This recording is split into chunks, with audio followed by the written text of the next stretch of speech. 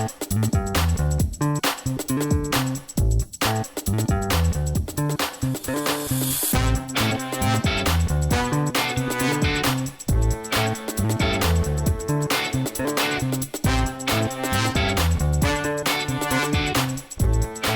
everyone. Thank you for tuning in to the Postmodern Realities podcast, brought to you by the Christian Research Institute and the Christian Research Journal. I'm Melanie Cogdill, managing editor of the Christian Research Journal. It's June 2024, and you're listening to episode 396, which is a discussion about the Tradwives movement. Today's guest is Ann Kennedy. She has an MDiv and is the author of Nailed It, 365 Readings for Angry or Worn Out People, and blogs about current events and theological trends on her Substack, Demotivations with Ann. Ann has written an article for her Theological Trends column for the Christian Research Journal, and her article is called How Traditional Are Tradwives? Evaluating the Social Media Movement. And you can read her article for free on our website, equip.org. That's EQUIP.org, where all of the Christian Research Journal content and new articles is completely free and not under a paywall. Ann, it's good to have you on again. It's great to be here. Thank you.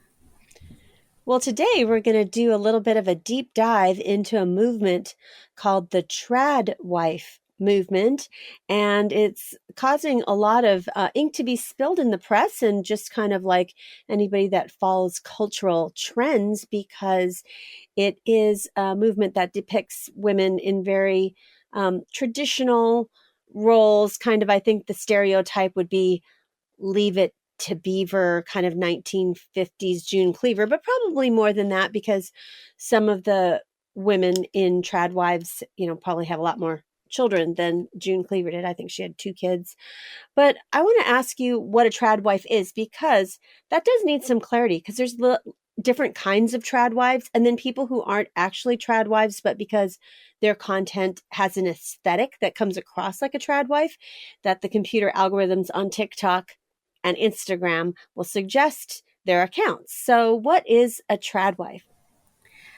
I confess that I wrote my whole article, and I asked the question in the beginning, and then I went on not to define it at any point for like 2,500 words. So I'm going to try to do that. But there are it's like many social media phenomenon. It's really slippery.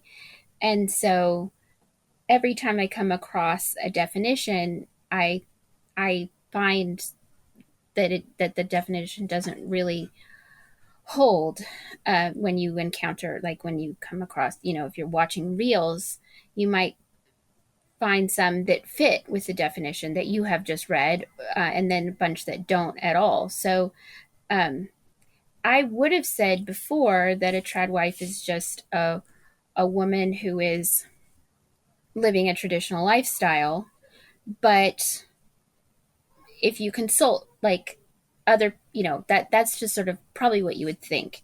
Maybe not rad trad. I'm not really even sure what there's like a rad trad vein of amongst my Catholic friends who, have like very traditional Catholic lifestyles and that they live out in a religious way. But then the word trad sort of shifted over to just be on its own.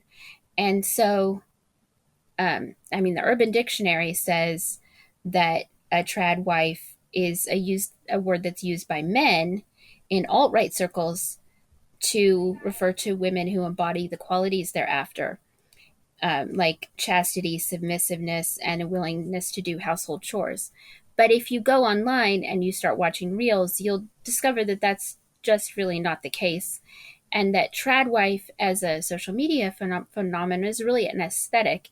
It could be a woman who, well, it's a woman. So far, there are not men who are claiming to be tradwives, but a woman who is keeping her house in some form, usually filming herself, and is, has like picked some kind of aesthetic that is harkens back to some former period, maybe, or that's kind of modern. Like there are trad wives who wear jeans in their on their Instagrams. Um, but it's somebody who probably I would say is valorizing home life in a usually often a very beautiful way that definitely garners clicks. So I guess you might say that there are like maybe actual trad wives who women who live a traditional lifestyle in their homes and with their families, and who may or may not have an Instagram account, and you may or may not ever know that they exist. And then there's the trad wife social media phenomenon where you definitely have to have a camera, and if you don't see it, it doesn't exist.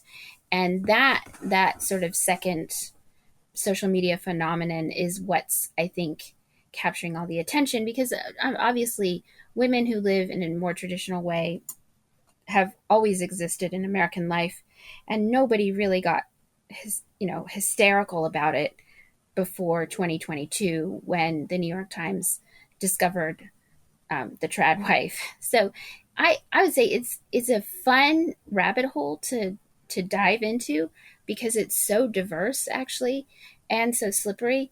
Um, and there are so many people who are so upset about it. But at the same time, I mean, everybody that I'm friends with has their favorite Tradwife account that they follow on Instagram or TikTok. So that I can see now that I probably have not defined it very well, but everybody should just pick their own definition. That's kind of where we are in our social media world. It seems like there's a variety of definitions for a trad wife, because when you read the coverage, for some people, it's an alarming anti feminist version of women who should be reading Betty Friedan's classic work. As a matter of fact, in the Washington Post, in their April 2024 article, the subtitle is "Some Young Women See Patriarchy as a Solution, Not a Problem. What in the Feminine Mystique is Going on Here?" So I've seen the feminine mystique referred to in various different articles, but in the case of the Washington Post article, they're really not talking about some other aspects of trad wives that I want to ask you about, like religious ones, not religious ones. The part of the trad wife movement that they're talking about is what they call stay at home girlfriends, SAHGs. And these are not, like they say, stay at home moms that are wrangling toddlers and, doing school drop offs, but these ladies are just doing self care on themselves and keeping themselves super fit to be in a perfect situation, look perfect for their boyfriend or whatever. So I think that's really fascinating, because on the one hand, there's some people that saying, well, the trad wives are all these traditional religious women who are having a lot of kids and baking bread. But in the case of this really in-depth article from the Washington Post, they're criticizing women who are trying to marry men for a life of ease, which came about, I think their particular article came about with an article that was in the Cut about a woman who decided to marry an older guy, an Ivy League educated woman who decided that really her way to success is not through the Ivy League, it's to marry an older man. So, I agree with you that we're kind of like all over the map, but you said that, there's a lot of social media accounts, and there are a lot of different women that are trying to take advantage of kind of the trad wife, and you see them if you start looking at trad wife stuff, you see them in your algorithm. So aside from the people who are like living for ease, I guess the Washington Post calls those trad wives or girlfriends, what's a more typical, or what's the stereotype, I guess, out there for what a trad wife social media account on TikTok or Instagram would be like? Well, so I was really conflicted because I meant to sort of do, a broad sweep and try to look at every single account that I could out there. But what happened to me, I think is what happens to everyone, is that I got caught sort of in certain accounts and couldn't stop watching them. So, and as I said, unlike what people I think in Washington Post or even Christianity Today would say, that it's, that it's a sort of subversive form that should cause everybody alarm. I actually think the trad wife, the hashtag at least, and the kinds of content that shows up is really varied. As I said, it's very diverse. I mean, there are certain constants, meaning that you're watching somebody in their home. You're watching a woman in her home. It doesn't have to be a farmhouse, although there are a lot of great sort of farmhouse accounts of women doing laundry, wearing linen dresses, beautiful shots of bread rising and then baking and little children.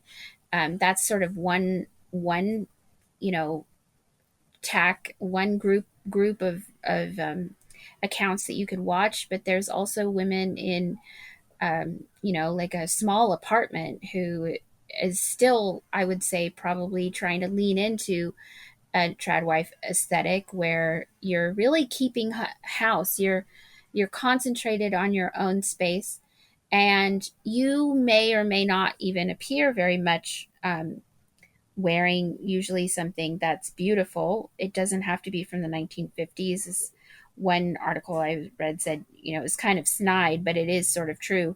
You can sort of choose the Little House on the Prairie option, the 1950s. You could go more modern. The Lisa at Farmhouse Boone, who I watched quite a lot, and it's very, very mesmerizing.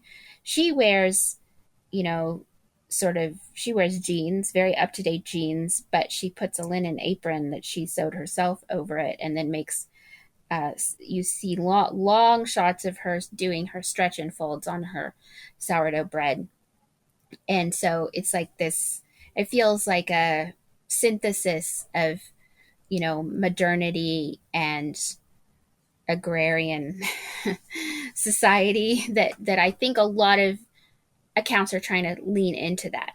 That's sort of the feature, not the bug, that you've got obvious touchstones of modern life and technology. Just the fact that you're watching somebody film their entire day and edit it means that the tradwife phenomenon is really driven, or at least enabled, by technology. But there are usually always really aesthetic points, I would say, at real beautiful filming and style and sort of home lifestyle elements that have been part of our culture, our online culture, for at least since the internet came into being.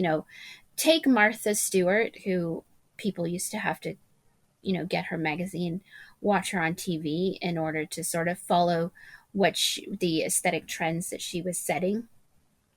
But now you can really shape it, or think about it in your own context. You can search for accounts that suit you, and you don't have to stick with any particular time period, but you are always going to have a real modernist element that makes it accessible and doable in your own sphere, because every single one of us probably has a device, at least because we're watching accounts on a computer or a phone.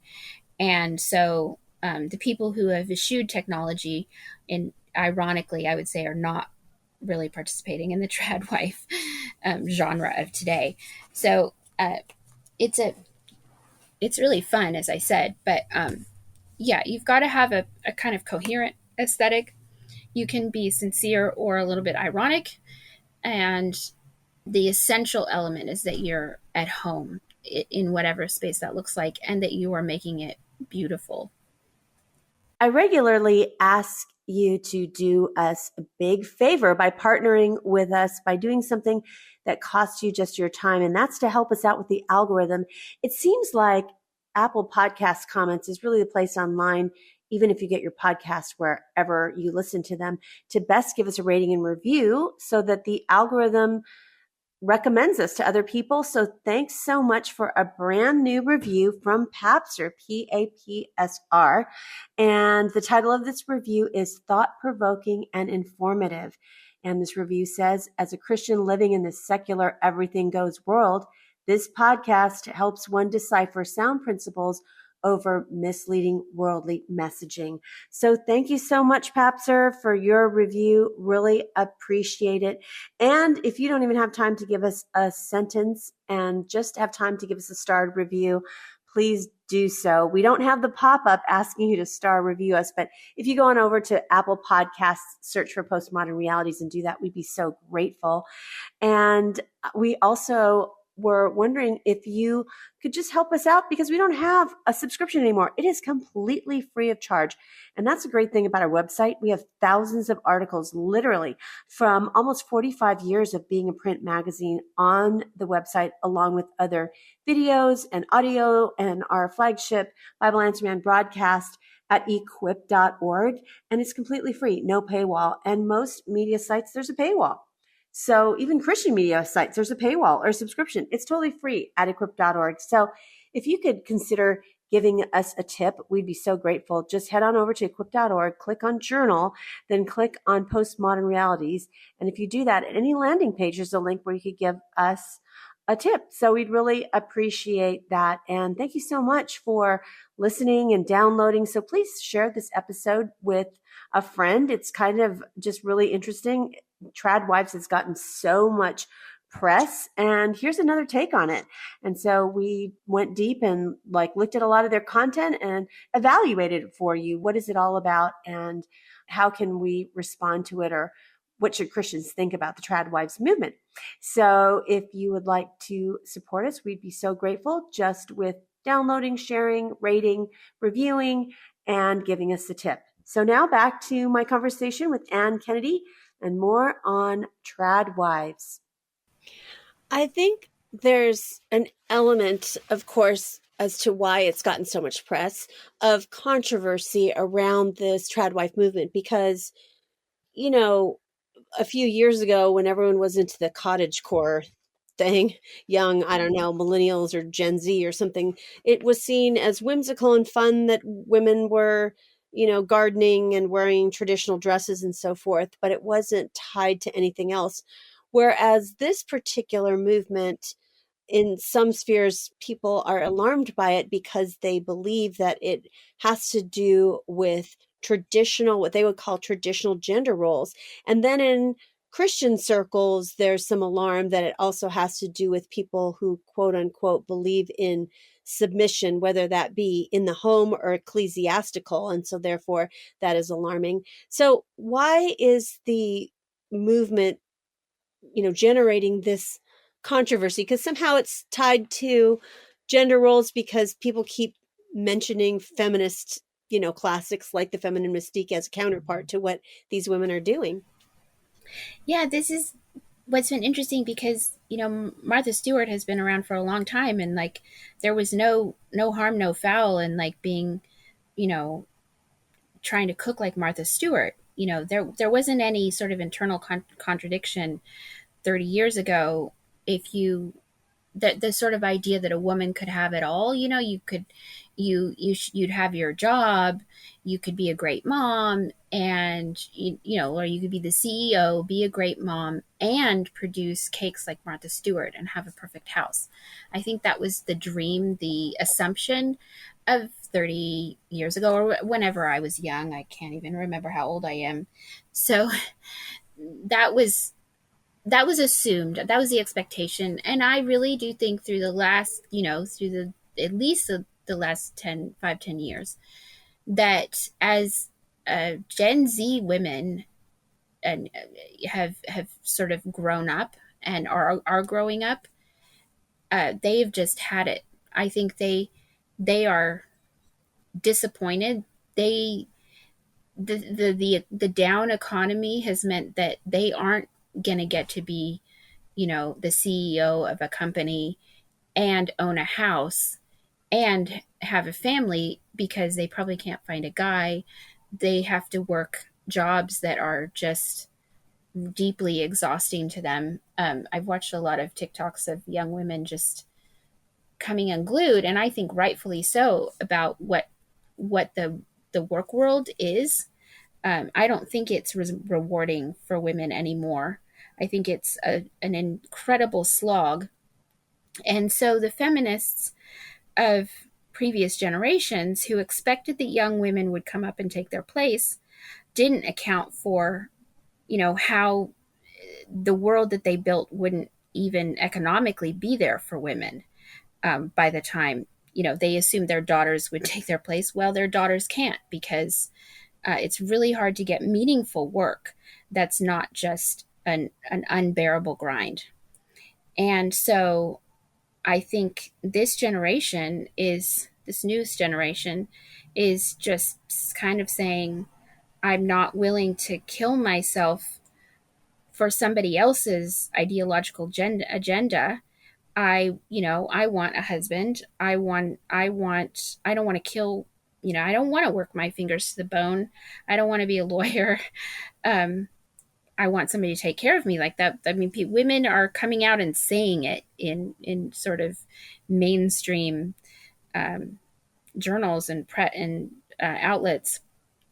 And I, so I think the shift in outlook and expectation has really caught kind of the old guard off off kilter, and they don't. And I think I would guess that that's where the the backlash and the controversy is coming from. Although, I mean, I know there are a lot of young women who are insisting that the trad wife phenomenon is misogynist and also racist. But I think it's I think for the most part, the young women I know have just decided they're doing it differently. They're just not buying it. The feminism and all its promises have not delivered, and they aren't prepared to try to continue in a world that is going to materially exhaust them. And so they're just doing it differently. Um, and I don't know. And I think anytime anybody feels, the rejection of the younger generation, they get angry. In this case, I think it's interesting because the promises of the last 100 years for women, a lot of Christians and other kinds of people saw that those were untenable. So it's interesting to me now that a good number of Christians have forgotten that we thought that it was untenable, uh, and so are upset about this trend, because I think it's sane. I think for women to try to recover and valorize um, home life is a sane um, and a spiritually beneficial thing to have happen. I don't think it's nefarious, because women aren't about to be, we're not at a place culturally where women are about to be really, subjugated.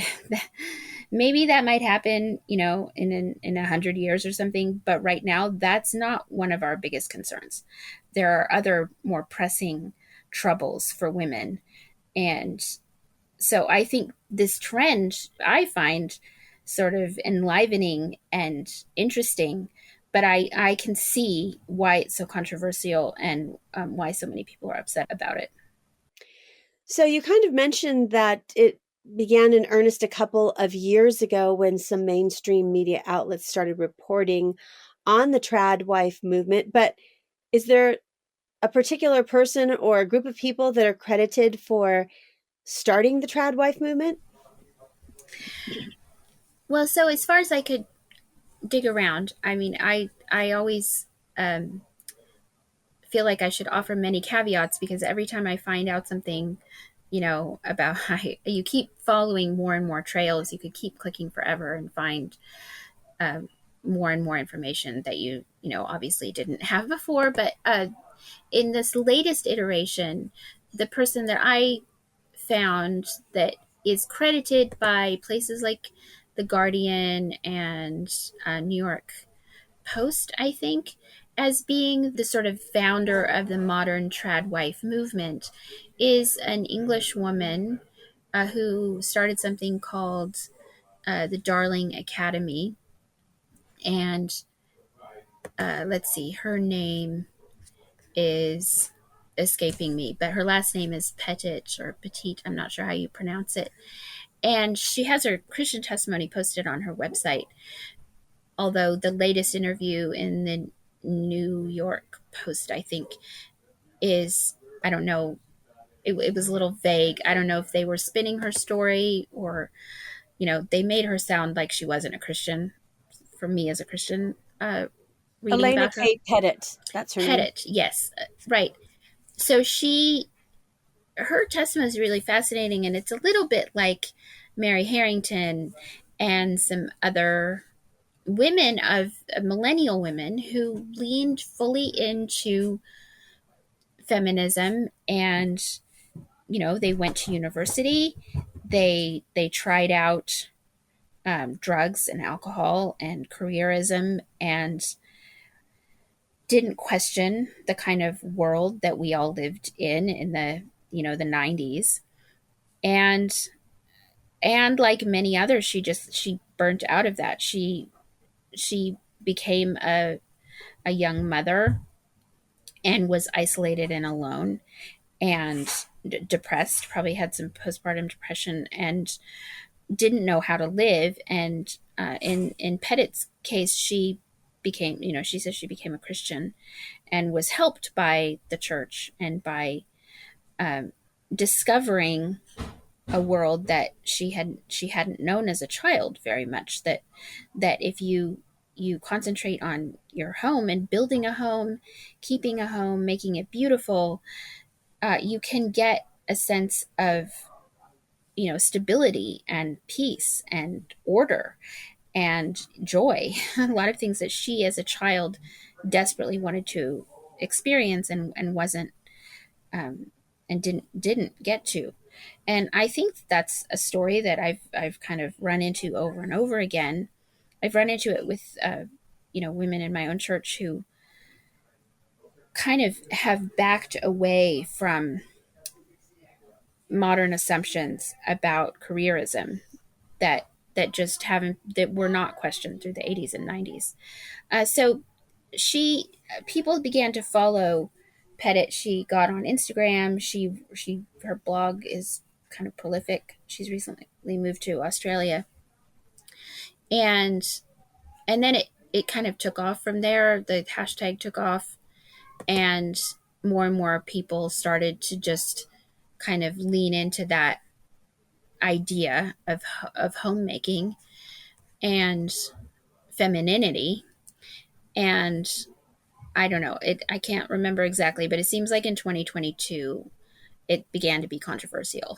and and then more lately it's blown up again. There were kind of the sourdough wars on Twitter, as people commented back and forth about the how realistic it is, for example, to follow Ballerina Farm, and maybe want to adopt that aesthetic when um, the that family is the in the same family as the people who own JetBlue and other airlines. So you may really love sourdough bread, but how well can you bake it if you earn under $1 million? Uh, so I think the money question, economics, along with culture, is kind of what has brought it back again into another round of controversy. Well, I think it's interesting on Elena Pettit's blog or website. She does have a featured article as what is a tradwife, because I think people come to her, and she particularly has a paragraph that says a tradwife is not racist, she's inclusive. So what have been some of the, I guess, accusations that the tradwife movement is of a particular persuasion and or ethnic background that it would cause people to say it's a racist movement? Because she goes on to address that. Yeah, I that's interesting, because I had been following various tradwife accounts that were very ethnically diverse before I came across that accusation. So I have kind of very much struggled to understand um, where that's coming from. Other than that, I think there is a sort of knee jerk: when you don't like something and you find it stressful, it must therefore be racist. It's like the worst. It's the it's an easy way to alarm people because racism is very wicked. So I just feel like that's a really knee jerk response that keeps happening in different social media spheres over and over again. And I would say that I don't think being a trad wife at all is racist, but I would imagine that some of the most famous accounts, like Ballerina Farm, are of white women um, who have a particular aesthetic, a sort of Americana. Um, the Hannah Ballerina Farm is a stunning woman. In she won the Mrs. America contest a few years ago. I mean, she's a gorgeous person, and watching her keep her home, if you're like me, you're 5 feet and you don't look like that. Um, you probably would feel maybe deeply envious, both of the money and the aesthetic and just how gorgeous she is. And so um, I think that the attraction that people feel to watch accounts like that are white and middle class and or maybe upper middle class, you could say, oh well, people liking to watch that is a sign of racism, and picking it and the algorithm pushing it to you is just another sign of our racist heritage and proclivities. And that, I mean, of course, that could be true. I'm sure that some people who consume tradwife content are racists. That's definitely a possibility. But I don't think the form itself is, because you can go and find so much content that is ethnically diverse and religiously diverse. I've been watching a couple of Orthodox Jewish accounts, and there's a really beautiful Muslim. She's not like sort of identifiably Muslim, but all of her food and her aesthetic, she has like very, very beautiful sort of Arabic script things in her home. And then there's many, many black women who would fall under the trad wife hashtag. And so I just think that that's kind of a cheap accusation. And it's going to keep coming, I think, as long as women decide, of whatever ethnicity, to make money this way and not sort of involve themselves in traditionally corporate situations. You'll probably keep getting the accusation of racism and white supremacy. Well, we did discuss at the top of this podcast just the different, it's kind of nebulous in one sense to say trad wife because it could be anybody from unmarried to, like you just mentioned, various different ethnicities and so forth. But one of the things that people bring up in media coverage, and I'm talking about mainstream media, is that it is rooted in religion. So particularly, I think there are some, even within the Christian community, who have concerns because everywhere I'm seeing in these articles, it means that women are going back to quote unquote submission under their husbands, which is kind of a word only used in like religious, particularly Christian, because those are words the Bible uses in terms of issues, both ecclesiastical and familial. And so just wondering about that. Does a trad wife have to be religious? Because there are concerns that it was partially, you mentioned Elena and Alana, she's religious, but are most trad wives religious or come from some kind of religious background? I mean, it seems like a lot are. There's sort of a Mormon bent, I think, in a lot of these accounts. Well, Ballerina Farm is Mormon, and I mean, we can talk about whether Nara Smith is a tradwife or not, but there's sort of this Mormon adjacent quality. She mentions that she's reading the scriptures and praying. She has mentioned it on her account. But yeah, there's definitely Christian tradwives and Jewish ones, but you don't have to be a Christian to be a trad wife by any means. It's more an aesthetic than a religious sensibility, I would say, because all the accounts kind of share a certain manner of speaking and style of filming. It's really the aesthetic and not the overtly religious value that is drawing views, I would say. And I think it's, again, I must be missing something, but I don't see how you can say that it's all about submission, because the accounts that are most popular, and I would say that probably people who are trying to build their accounts are trying to get popular so that they can earn money, is a way of earning, contributing to a household income through the use of social media. So you're developing your lifestyle, aesthetic, and potentially brand in order to get money to contribute to your household. That's entrepreneurial. I mean, I don't know what many people mean when they're worried about female submission, because it is something that the Bible talks about. But a man who's like, you need you need to keep posting to keep the clicks coming so that we can, you know, sell merchandise or, develop our family brand. That's really female driven.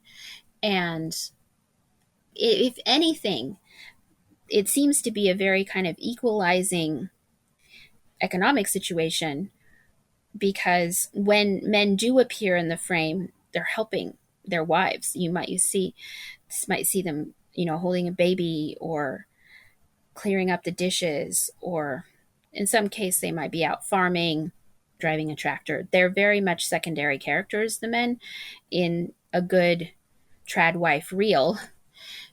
Nobody's clicking on them in order to watch the men, in other words.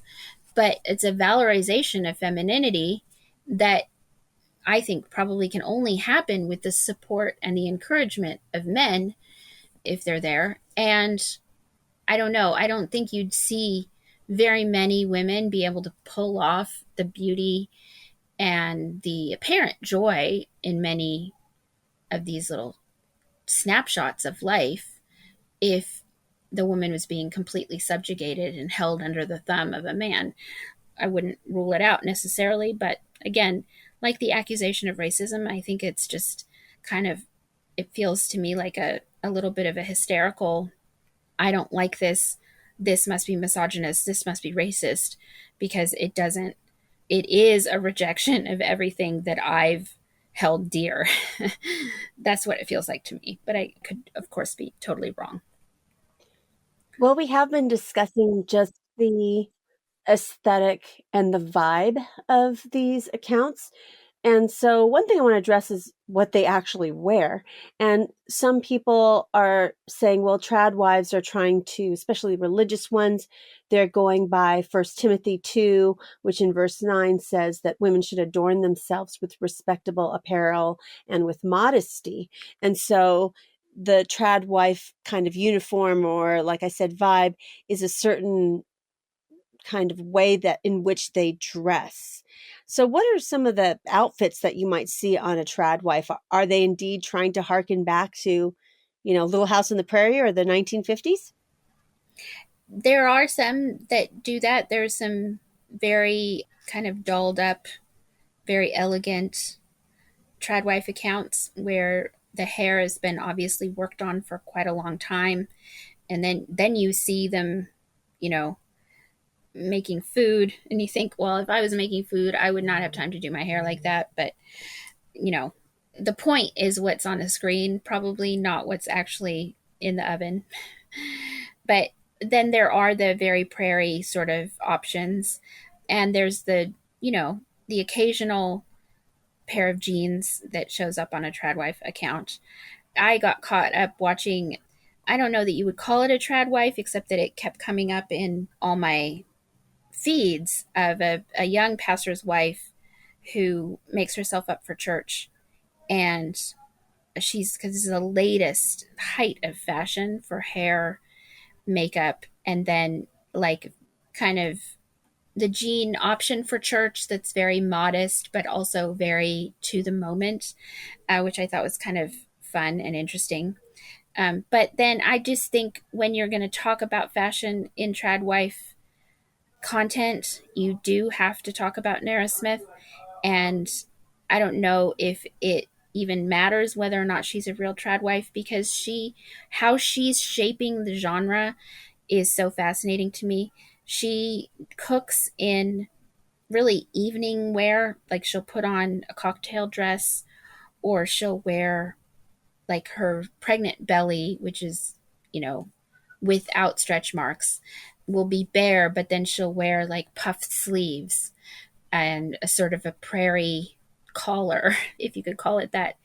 And it's so interesting and strange. Like, she's a model, so she probably has access to clothes that, I would never want to even fathom putting on. And she, of course, she's fully made up.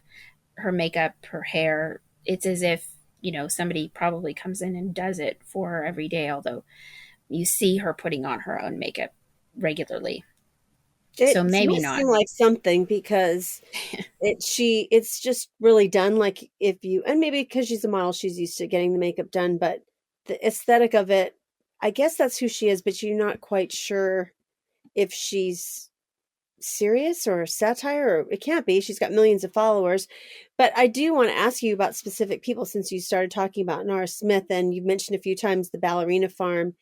And then there's another girl, Lisa Farmhouse, just as terms of like big content creators. And I think people who are making fun of the whole trad wife phenomenon, they bring up Nara Smith, even if she isn't literally a trad wife. But I looked at her Substack and I think she's being very serious. So I guess she's hit on something, but it just seems unattainable. She's got a model's body, even though she's pregnant, like really thin, but pregnant. And then she's cooking these very multi-course, extremely elaborate meals. Yeah, she is mesmerizing. If you go down a tradwife rabbit hole and then you end on Nara Smith, you'll have a hard time shifting off and then finding other tradwife content. Like, she is, I mean, I have watched her make marshmallows, I've watched her make cereal by hand. She makes whatever it is, she'll announce some kind of strange craving that I've also never had, and then she'll set about making it. Or, her husband will want some kind of food, and so she'll make, pasta from scratch, interesting salads. I mean, she's kind of an interesting culinary figure. If, in the sort of the long history of food on television, Nara Smith definitely fits into that genre. But she's a really fascinating person to watch. And I do feel like she's sort of making the genre, even if she doesn't fit into it and isn't technically a trad wife. I mean, of course, she's not, because she's a model and she and her husband travel internationally for shows. And so the account is very much part of her brand in that regard. But yeah, the big ones that I've watched are the Ballerina Farm, which is a beautiful account to follow. She's, again, very thin, and Well, she was uh a ballerina. She's actually yeah, a Juilliard trained Juilliard ballerina. ballerina, and she's pretty relaxed, so watching how her children kind of run around is pretty great, because when I was a young mother, I was screaming at my kids, so it's really nice to watch her let her kids, do whatever they want in the kitchen and not freak out. I think that's, if you were looking for how to be around young children, I would recommend Hannah, because she's so relaxed, and at least on screen, who knows how it is when they're trying to set up for maybe, to film something. I don't know if they're that relaxed, but on screen they are. And then Lisa at Farmhouse Boone is fun. She has some kind of partnership with Walmart, and she's big into fermentation and sourdough, and she has a lot of, interesting home tips, like how she keeps track of all of her kids' clothes. I think she has 8 kids.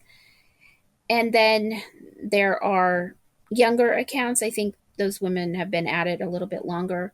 I really do like Sophia the Jew. I don't even know if she uses the hashtag tradwife, but she shows herself getting, trying on clothes and getting ready for the Sabbath dinners.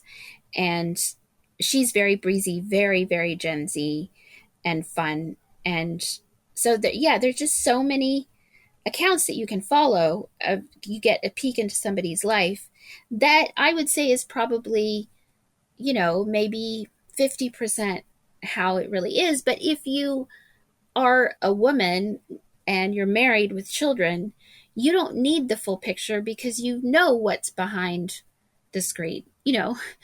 If you were going to film something, you would clean your dining room before you put everything out on the table. I mean, I don't know that we have to have, maybe the era of pure authenticity and letting it all hang out is passing away. And the era of trying to step it up and show that life can be beautiful and ordered has come upon us. And I feel like that's probably a good development for the state and the spiritual lives of young women. Now, you're talking about the spiritual lives of young women, and so many articles, whether it's Christian media or mainstream media, have shown a bit of alarm that people might be influenced by some kind of conservative religious thinking. Do you think this is some kind of theological backlash against feminism, maybe in just kind of a social, just on a social media type of way? Do you think it's suddenly there's a flocking of women to, I don't know how it would be, just these maybe oppressive biblical commands, is I guess it's being shaped, that really this is a movement that men are cheering because women are submitting to them? Is there anything at all to that kind of influence spiritually to women?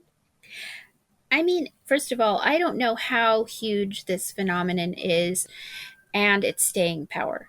Because, okay, for since 2022, Tradwives has been coming up in many, many media circumstances. There's been tons of articles written, and there are lots of accounts that are getting bigger and bigger. So it's definitely something to pay attention to, I guess, if you're following social media trends. But is it worth becoming, hysterical because all the women are going to really be sent back to the kitchen because men are so patriarchal and this is what they wanted all the time? I really doubt it. I think that the relationships between men and women are still in total disarray. And what's happening is that some women have found something that they enjoy and that works for them. And it's quite traditional looking. It means that they are choosing family, they're choosing a home, they're deciding to make financial decisions that allow them to stay in the place where they feel comfortable with their home and their family and their kids. And they can earn money that way, which is quite an old and traditional way of being, actually. But is it a sign that, feminism is over and everybody needs to become, hysterical and upset? I seriously doubt that it represents the end of feminism. I think it represents the end of feminism for a lot of young women who just don't care anymore. But that's not everyone. And I think, the girl boss phenomenon is still there. There are still a lot of women in Western countries that are, vehemently pro abortion and kind of anti marriage, anti natalist. But yeah, there are a lot of women who have decided that they are not doing that anymore. They want children, they want a family. And so if you're the sort of person who believes that women choosing a family, a husband, children, and a home life is a really dangerous thing to happen, and that they would also be religious, they would find religious reasons for doing it, then, you might want to continue to be afraid. But I don't think it's completely shaking up our current worlds in the way that I might wish. And I don't think that it represents either, untethered patriarchalism that subjugates women. Even very traditional Christian situations or theological situations are not traditionally patriarchal and for the subjugation of women in the way that they might have been, 100 years ago, because we have technology and social media, and there is an easy kind of equalizing way of relating between men and women, I don't think anybody needs to worry about the patriarchy at this point. Although I know that many people disagree with me on that subject.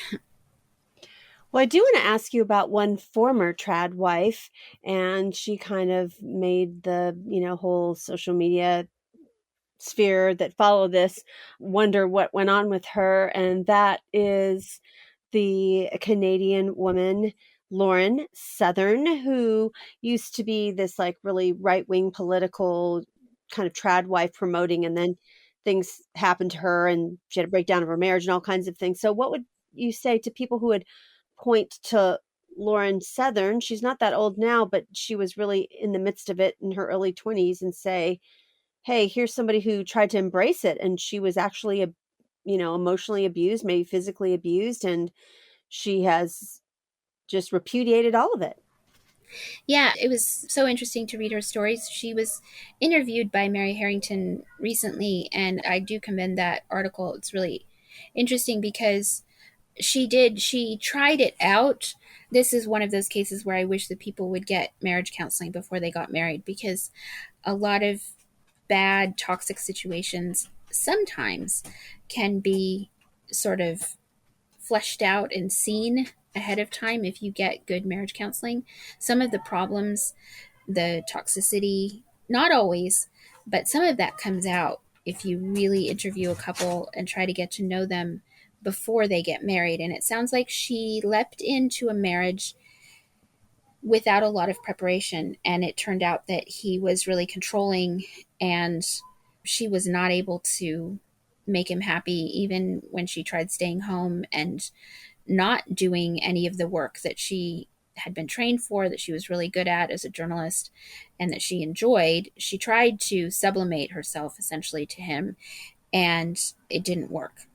And I think a lot of people do say, oh, okay, well, that is obviously the patriarchy. That's subjugation of women. Well, that's actually a really toxic personality situation where that's not the patriarchy. That's just a really bad man that you should avoid. And so she got away from him and got divorced, and is carrying on with her career. And I think Mary Harrington made a really good point that, you can go all in on a trad situation blindly without counting the cost, without really thinking about who you are and what your personality is and your gifts and your expectations of life. And if you do that and then you marry the wrong person, or you marry somebody who's wicked, of course you're going to fall into trouble.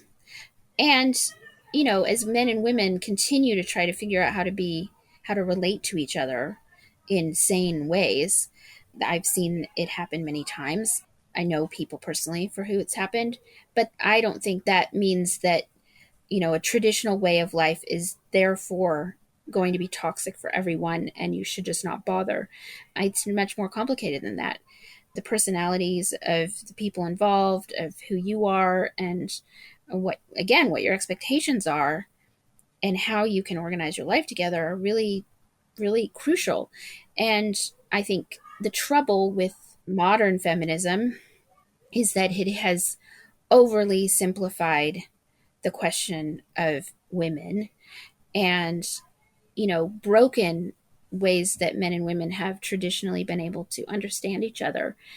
And so I don't know. I think the trad phenomenon is complicated, but feminism is complicated, and it's injured so many people.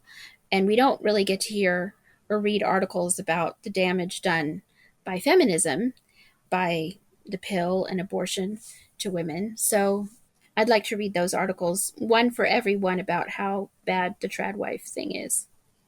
It's funny that trad wives, or the phenomenon that's been, that hashtag trad wife, meaning traditional wife, has kind of taken form on social media, because some of the things that are criticized I find interesting just because I know people who would fit in that category, and they certainly don't seem to me the way that stereotype is being portrayed, at least by the media. Because, I mean, your social media is public, and you have a lot of children, and you have an herb garden, and I know you cook things from scratch, and I know your husband, you guys read aloud to your kids even though they're older, and you have a lot of kids and you homeschool. So is it necessarily that you homeschool and bake sourdough bread? Sourdough bread must be the hipster thing. And it's not just, it's kind of hipster right now, even with people who aren't in Tradwives, just people who are into cooking.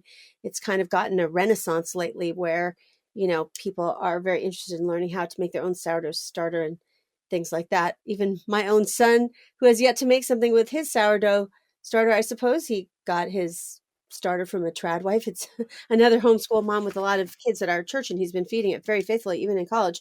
So I think he's going to try to cook stuff with it this summer. But all that to say is, do these things necessarily mean you're in some kind of horrific situation? Because it seems to be, on one level, mocked, especially if you go into the comments section. Who is this? Why would they be making something from scratch? Now, again, like we said, it wasn't an issue for Martha Stewart, or I guess the Pioneer Woman. And it's not an issue, like, I like to follow a lot of food accounts, so I see a lot of those. But there's all kinds of people baking bread with a whole bunch of kids that are, progressive people, but it doesn't seem to have the same weight as if you were some mom that didn't work outside the home. Yeah, that's what I mean, it feels to me like a little bit disingenuous because yeah, I think a lot of people have cobbled together home lives that make sense for them. And it's a little bit like thinking, sort of lumping together all, white evangelicals who are really the bane of American existence. Well, if you go to church and you take your children to church and then you make bread afterwards, you must be the problem. I think it's not true. It's not you can't lump vast groups of people together by ethnicity and bread making skills and have really described anything of noteworthiness, I think. And yeah, I think if you get into average church and interviewed all the women, you would find an amalgamation of different kinds of lifestyles that in many ways probably very much resemble each other, where people cook some things from scratch and they buy others and they let each other off the hook, and they try really hard and they might have a beautiful home, or they might get their hair dyed, or they might wear prairie dresses. It's just called being a regular human. And what's interesting about it though is that I think the apologies for not trying to have it all have gone away. So nobody's trying to have it all anymore. So most of us are just trying to have order and a, a little bit of peace in the modern era, which means concentrating on the things that really do matter most, like your children's culinary habits and making a beautiful space for your family to live in. And if you homeschool, making sure that you're not drowning in clutter. So yeah, I think a lot of people, I know everybody on my street would think I'm a trad wife because I'm home all day. I wear, a lot of dresses because they're comfortable, and my kids are home all day and we're always in the kitchen cooking. And when we go to church on Sunday, we all troop out like Amish people. People do look at us really strangely when we walk out to, because in my church there's a social contagion going on right now of, well, through the winter, every single teenage girl bought herself off of Amazon a long wool skirt, and they would all wear them on the same day. So it wasn't a dress code. Like nobody said you have to dress this way, but every single girl under 20 would go to church wearing a really long woolen skirt. And so the neighbors think we're really, really creepy and probably cultish, but actually we're just muscling along through life. And I think people are just going to have to deal with it because it's probably going to get worse as more and more people get tired of the economy, the down economy, and they have to make their bread. They can't afford to go to restaurants. They're going to have to, step up their cooking skills. And then they're going to have to go to church because, they need meaning and God It's just not that complicated, and ultimately it's not that controversial. What can you say to women who, and maybe even a younger generation, especially the younger generation, is so full of anxiety that, they're watching all these TikToks because I guess their anxiety is from watching all these TikToks and Instagram reels, and they feel like, is there some kind of uniform for a Christian woman or some specific way that I need to be? I mean, how do you encourage those women to, follow the Lord without thinking, do I have to be making sourdough? How do I get sourdough starter? What do I do? Well, one of the most important thing is to make sure that, there's something compelling enough that's offline to attract the attention of the young so that they can give it a rest and just, decide what they want to wear because it's comfortable and they like the way it looks for themselves. And I think too much of our culture, probably even Christian culture, is not compelling. It's not maybe that beautiful. A lot of churches aren't aesthetically desirable, and they don't induce a desire for prayer, and there are no, really nice places to sit and be with people in your church and get to know them in a non-online way. I think the best way to reduce anxiety is not to spend too much time online. So making sure that people are making their aesthetics choices for real because they suit an actual embodied life, and that your Instagram reels are really only sort of tangentially for you to get an idea here or there, but not for you to form your entire identity. That would be, my dream. I don't know if it's possible, but that's what, I think Christian parents should be aspiring to do. If you have an online life, it should be as a supplement and not as the main loaf of bread, if we wanted to say it like that. But yeah, I don't know. It's an uphill battle. And you're right. Anxiety is the name of the game, and social isolation. And if you think that, you see other people being happy wearing a certain kind of clothes and living a certain kind of way, then you probably are going to try it out. And I think if it is wholesome, then it might be okay. But if it's at the expense of real human relationships, it's not going to be helpful. And I think, no matter where you fall on, and we've talked about various things in this vein, the issue, quote unquote, of women in the church or whatever, I think all Christian women would agree that being a Christian woman is also a life of knowing God's people and knowing God. And so I think young women, or any age women, because it could be older women. I mean, I think there's some probably moms in their 30s and 40s where, I don't know, when I was a young mom, I didn't see all this aesthetic of these perfectly things or even baking bread. Although I have to say, my kids have a lot of food allergies, so I had to cook from scratch, so but I didn't cook bread from scratch. But just that idea of the pursuit of knowing God, which is not about an aesthetic at all. It's about knowing the person of Jesus Christ. Yeah, again, if your corporate worship is really compelling and nourishing and convicting, so that men and women together are meeting Jesus, I think most of these things settle out and a lot of the conflictual relationships between men and women go away. I think if women were really fed by the scriptures in deep and compelling ways, which is happening in certain places, but I think across the spectrum of American Christianity, you see a real anemia for women and men.